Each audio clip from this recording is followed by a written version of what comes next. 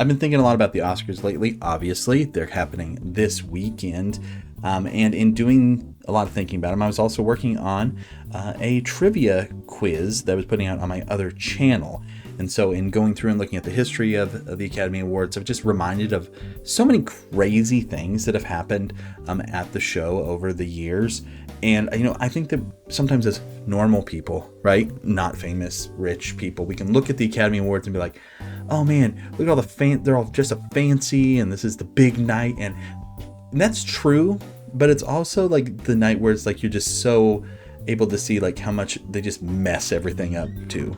Like they're no better than us when it comes to not messing up things and like humiliating themselves on like this huge stage. Now, not everything that I want to talk about today, just kind of bringing up some crazy moments in Oscar history, are humiliating or even like bad things, but they're just things that it's definitely like, whoa, those are some really big moments in Oscar history. And some of them are just moments I think are kind of funny. So for the things I want to talk about in this video, I don't want to talk about anything that happened outside of the ceremony. So like on the red carpet, not interested. I also don't want to talk about things that are written, like jokes that maybe don't land, things like that, that are on the stage. Like there's been things that have happened in segments that are, maybe worth bringing up, but not the stuff I want to talk about today. Let's start off with the one that is most recent, the one most of us know for sure, right? You're going to get back into like the 90s and then going back into the 70s even for some of these where, unless you're caring about the Oscars, you just might not remember or even know that they happened in the first place. So the one that's most recent, the one that I want to bring up first, is going to be that slap, right? Where Chris Rock got slapped in the face by Will Smith just a couple years ago. It's hard to think that it's already been 2 years since that happened, but it definitely has been. If you don't remember what happened, Chris Rock was getting up. He was presenting the award. What was it? It was for the Best Documentary Feature. So, definitely the most dramatic award of the night. You really thought something important was going to happen during this one. Not to say anything against the people who are putting out documentary features. But, he shows up and he's like making jokes, and he makes a joke about Jada Pinkett Smith. She's bald, and so he makes a joke about her being in G.I. Jane 2, right? Which, it's not a good joke. Like, G.I. Jane is not something that anybody is really thinking about. I don't know. It's not a joke to get upset about, that's for sure. Now, I know that there is, all of the kind of things to take into account, like with the alopecia and everything, where like that's why she doesn't have any hair. But I don't know, man. It blew up. It blew up crazy. And Will Smith yells and everything, and it slaps Chris Rock in the face. It goes up there and just lays into the guy, who just takes it. Doesn't go down or anything. Mad respect for Chris Rock not going down. He's tougher than that alien in Independence Day, that's for sure. Welcome to Earth. But then, that all kind of settles down and everything, and people are like, whoa, that was crazy. But to me, the craziest thing that happened that night is not the slap itself. It's the fact that Will Smith stays at the ceremony, not only stays there, wins Best Actor for King Richard, gives a speech and everything, and gets like a standing ovation, and nobody like kicked him out or anything like that. Now, since then, he has been banned from future Oscars and everything, but like in the moment, I'm like, didn't really handle that quite well. In my opinion, it's going to be something that's joked about like forever at the Academy Awards. Everybody remembers it, even if you didn't watch it, even if you don't care about movie awards and everything, you knew about that one. So, most recent one, but in my opinion, definitely not the craziest thing that's happened. For the next one, we're going to go back to 1974. David Niven is one of the hosts that year, and he's up on the stage, and while he's, talking about things, he's about to introduce Elizabeth Taylor. A streaker comes out on the stage and everything. Now, streakers showing up at big public events is not uncommon. Like, didn't we have one at like the Super Bowl this year? But, in this arena of the Academy Awards, like just to think how like somebody would get up there and have all this stuff happen, it's kind of surprising. So the guy doing the streaking was named Robert Opel, and he ended up getting like murdered like not too long after this too, which was crazy. Like looking into that, like it's so weird when you start going down these rabbit holes. But anyway, so like he pretended to be a photographer and everything. That's how he got up on the stage. And then he did the streaking and everything. And the host, David Niven, he had a pretty good joke about it.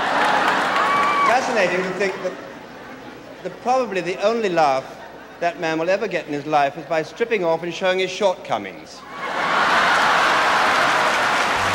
Now, streaker's a nice unexpected thing. Sometimes the unexpected things come from like parts of the show where things are supposed to go one way, but then somebody messes up. And this is like one of my biggest like kind of public fears, is doing what John Travolta did in 2014 when he mispronounced Idina Menzel's name. Please welcome the wickedly talented one and only Adele Dazeem. I just love the way that he says the wickedly talented. I mean, he thinks that it's such a good line, and it is, right? Because she's famous for playing the Wicked Witch in Wicked, like on stage. And Idina Menzel was not like a no-name person. She'd been in Rent and in the movie version of that. And at the Academy Awards right now, she was going to be doing a performance of Let It Go from the movie Frozen. So obviously she's like huge. Like this is her big moment. And then John Travolta comes out and she's like, I'm sure, you're in musical theater. It's like, oh, this guy from Greece. He's a cool dude. And then he can't say your name, right? It's so good. It will always be funny.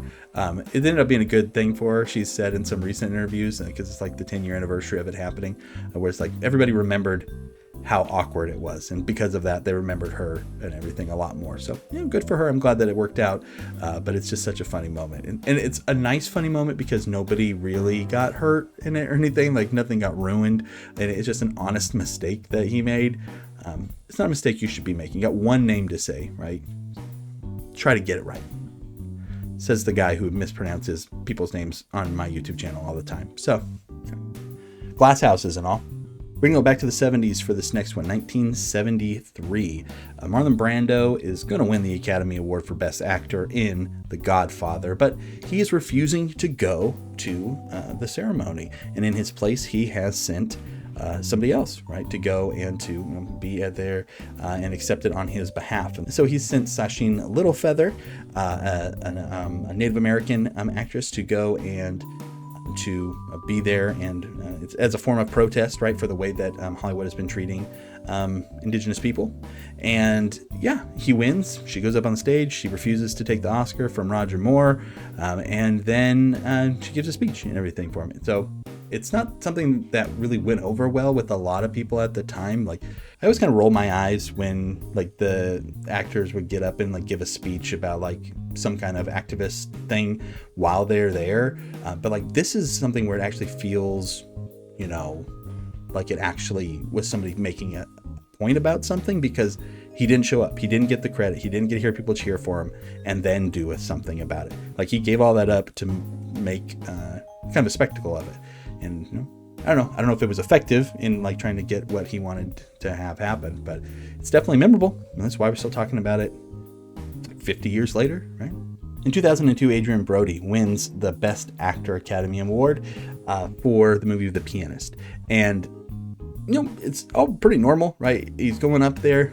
Halle Berry's giving his Academy Award, and it's all normal till he gets right up there. And then he just like kisses her, right? He kisses her, but she was not expecting that to be happening. This is something where like at the time, I don't remember people talking about it a ton, but I do feel like since then it's kind of come up as like hey, that's not really a cool thing to do. And like if that happened today, it would be crazy. One more acting award speech that I kind of want to mention is Jack Palance in the year 1992. He won for the movie City Slickers, which if you know City Slickers, it might be kind of weird to think like, oh, somebody won an Academy Awards for being in that movie.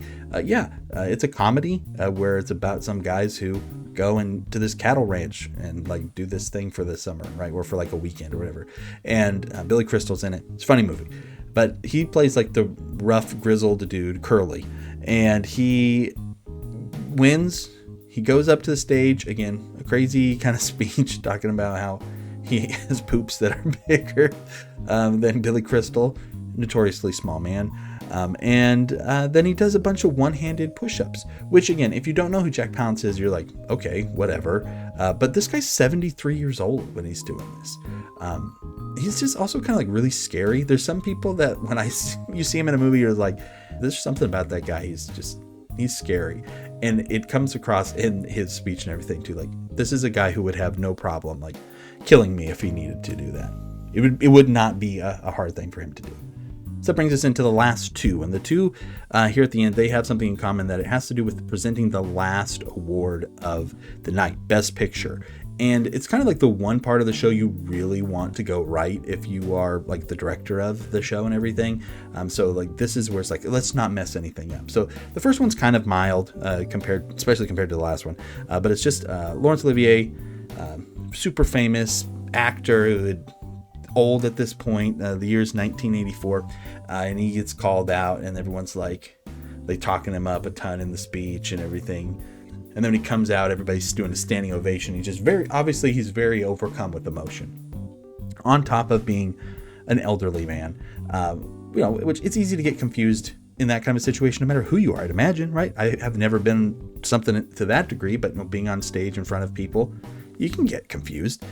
But what he does is, instead of opening the envelope and announcing who the nominees are and everything, he just instantly says that Amadeus has won Best Picture, which takes a lot of the kind of like build up and the drama and suspense out of it. But in all honesty, hey, it moves the show along. It gets us through it faster. So I don't think there's anyone that would be complaining too much when it comes to that one. But our last one definitely would have had people complaining. In fact, it did. And I remember watching this one live. The year's 2017. La La Land has just been named Best Picture of the year. Everybody's coming up. It's like, oh, okay, well, that's fine, whatever. They get up there. And then, like, the worst thing that could ever happen as you are trying to give out an award, they pull a real Steve Harvey, right? And they announced the wrong winner. This is not a joke. Moonlight has won Best Picture. Moonlight, Best Picture. And it's kind of like a real big bummer for everybody involved. It's a bummer for, Faye Dunaway and Warren Beatty, who are like reuniting to be like from Bonnie and Clyde. They're up there like it's history. Like, oh man, it's so cool that they're together again. No one cares about that. Now they're just the two people who read the wrong name off of a paper. But then turns out it's not even their fault. They got handed an envelope that had like the winner on it from earlier in the show, like when Emma Stone won for La La Land. And then it's like not cool for the people who are up there for La La Land, because it's not like they caught it right away. Like everybody, like they cheer, everybody's like, oh yeah, great. They get up to the stage and they're up there and they're talking, and then the guy like butts in. He's like, wait, no, we didn't win. Moonlight, you guys won. So it's like extra bad for them. But then it's kind of a bummer for the people who won for Moonlight, because like you've got like what a roller coaster they were on. I mean, at the end of the day, they did win, but like their win is also always going to be like, wait, who actually won that year? Like when you're trying to remember. And so I don't know. In my opinion, it's the craziest thing that's ever happened at an Academy Award show, and I don't think we'll ever have something that crazy again. Of course, the slap did happen, and that was pretty crazy. So who knows? Maybe we'll have something equally wild happen this weekend, and I'll be excited to watch it. So, yeah. Anyway, that's just chatting about the Academy Awards. If you're here and you watched it, thanks for doing that. Let me know what you think about the Academy Awards. Are they dumb and everything? Because they are a lot of the time. But sometimes they can be a good time. So I'll enjoy watching them this Sunday. Maybe we'll too. Talk to you later. Bye.